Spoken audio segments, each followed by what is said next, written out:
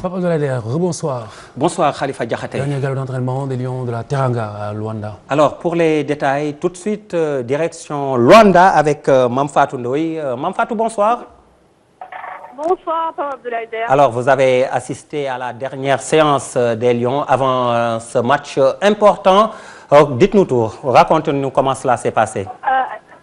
La première surprise a été la distance qui sépare l'hôtel du stade, près de 40 km. Du coup, on a mis 1 heure pour arriver au stade du 11 novembre de Luanda. Et nous avons raté évidemment les premières minutes de la séance des Lions. Il n'en reste pas moins que pour l'essentiel, on va dire qu'en fait, on n'a pas appris grand-chose. Ce qu'on a vu, c'est des joueurs qui se sont exercés au coup de franc et tir au but. Donc coup de pied arrêté, qui se sont beaucoup exercés, notamment Dame Ndoye, connu donc pour sa patte magique, ou encore Papis Demba Cissé et Moussa Sow. Et puis on a vu une petite mise en place tactique où on a retrouvé quand même peut-être un air de 4-3-3 avec donc 2 joueurs qui seraient sur les côtés, notamment Dame Ndoye et Moussa Sow, et dans l'axe Papis Demba Cissé. Dans l'axe peut-être Lamine Gueye et Pape Gueye, Lamine Sané et Pape Gueye. En tout cas, c'est une des formules essayées par Alain Giresse. Mais en dehors de ça, je pense qu'effectivement, Alain Giresse a mis à profit ces 15 derniers jours passés à Bruxelles pour justement travailler donc les combinaisons, la complicité entre les différents joueurs. Et du coup, donc, on a vu des joueurs plutôt détendus, mais concentrés. Ils ont tous eu le même mot, la concentration, l'envie de s'engager sur le terrain. Et l'engagement, c'est également l'un des maîtres mots de Alain Giresse, qui a déploré l'attitude, bien sûr, vue lors du match Sénégal-Angola en Guinée-Conakry, qui demande plus donc à ses joueurs. Donc voilà ce qu'on peut dire en résumé, des joueurs plutôt disciplinés. À 20h, ils étaient repartis à l'hôtel, ils avaient fini déjà de dîner et tout le monde est plus ou moins rentré dans sa chambre.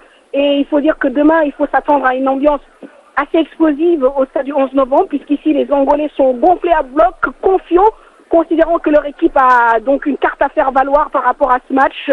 D'autant plus qu'ils avaient fait une très belle performance donc à Conakry. Et il faut aussi noter que dans l'équipe angolaise, il n'y a pratiquement pas de professionnels. Il y a juste un joueur professionnel évoluant en Bulgarie, puisqu'on sait que Manoucho n'avait pas été retenu donc par Gustavo Ferrin. Donc demain, le stade du 11 novembre risque d'être donc en chaudron, bien sûr, pour tous les joueurs sénégalais. Il faudra faire preuve de vigilance, de concentration. Ce qu'on peut noter également qui peut être un atout pour l'équipe du Sénégal, c'est le climat, qui n'est pas si chaud qu'on le redoutait. C'est vrai que voilà, le temps est plutôt nuageux, il fait bon, on ne suit pas quand on marche, l'humidité n'est pas aussi présente que cela. Donc espérons que demain, le même climat sera donc là pour permettre aux joueurs justement de bien s'exprimer, puisqu'on sait que les Sénégalais ont beaucoup de difficultés quand il fait plus de 25 degrés. Voilà donc ce qu'on peut retenir par rapport à la première et à la dernière séance aujourd'hui, ici à Luanda, pour donc les Lions du Sénégal. Papa Abdoulaye, excellente soirée.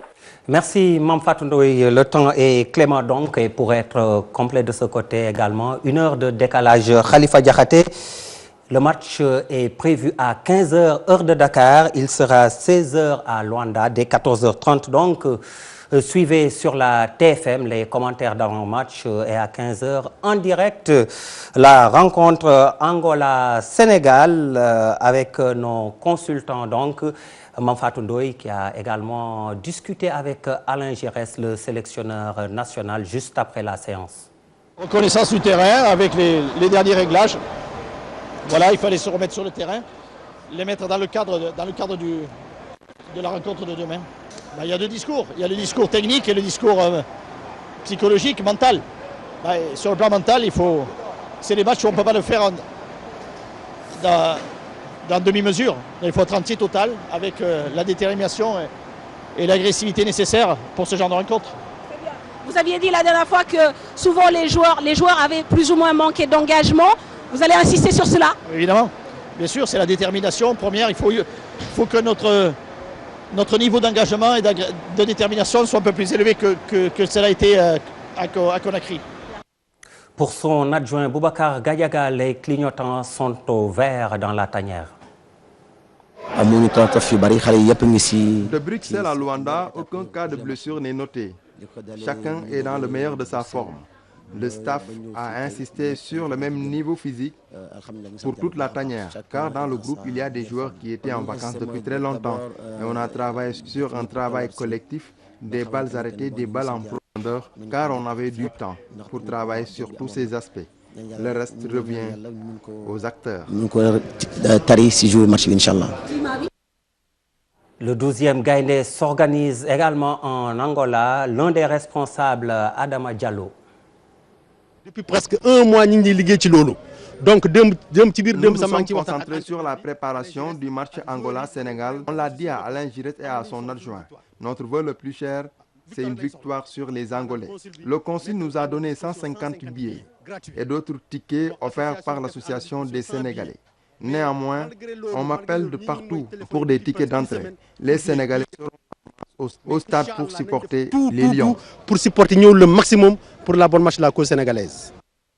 C'est à suivre en direct sur la TFM, ce match Angola-Sénégal plutôt, puisque cela se passe à Luanda. Et puis juste après, on enchaîne avec Bercy et le combat choc Baboy Bombardier. Tout cela, comme je vous dis, en direct sur cette antenne.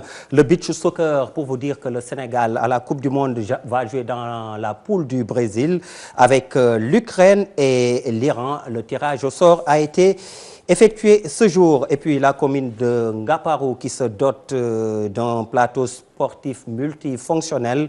C'est pour accompagner la jeunesse de la localité. Reportage Sertidiane John, Yaya Diallo. La commune de Ngaparou parmi les localités les plus pauvres en termes d'infrastructures sportives. C'est pourquoi un nouveau parcours sportif a été installé pour aider les sportifs de la zone à s'adonner à la pratique. Trouver du matériel, le body s'en est chargé. Nous, on a eu un peu de nos moyens pour que le site soit aménagé. Nous avons aussi discuté avec les riverains parce que quand même dans cette plage, il y a des plagistes qui sont là, il y a des pêcheurs qui sont là. Il fallait que tout le monde y adhère au projet pour que le projet puisse vivre. Un plateau multidimensionnel où l'haltérophile occupe une grande place. Le promoteur compte apporter son expérience. Parce que j'ai vu qu'ils s'entraînaient un petit peu n'importe comment. Ils sont pleins de bonne volonté, mais ils s'entraînent un petit peu n'importe comment et souvent ils peuvent se faire très très mal. Et il est vrai que j'ai des techniques. Bon, j'ai été nommé 3 fois meilleur personnel traîneur d'Europe, donc ça me sert quand même. J'ai des techniques que je vais leur enseigner tout doucement qui vont être spécifiques à leur sport, quoi. En outre, la gente féminine est invitée à la pratique récurrente du sport. Nous sommes en train de faire des campagnes de sensibilisation, surtout pour les femmes, pour leur dire tous les bienfaits du sport. Nous faisons ce travail-là en amont, mais en aval aussi, pour sensibiliser, parce que ce sont ces jeunes-là, ces jeunes filles-là, qui seront les femmes de demain. L'initiative parrainée par la commune de Ngaparou, avec le soutien d'un ressortissant français, est un bouffe d'oxygène pour la jeunesse avide de la pratique sportive.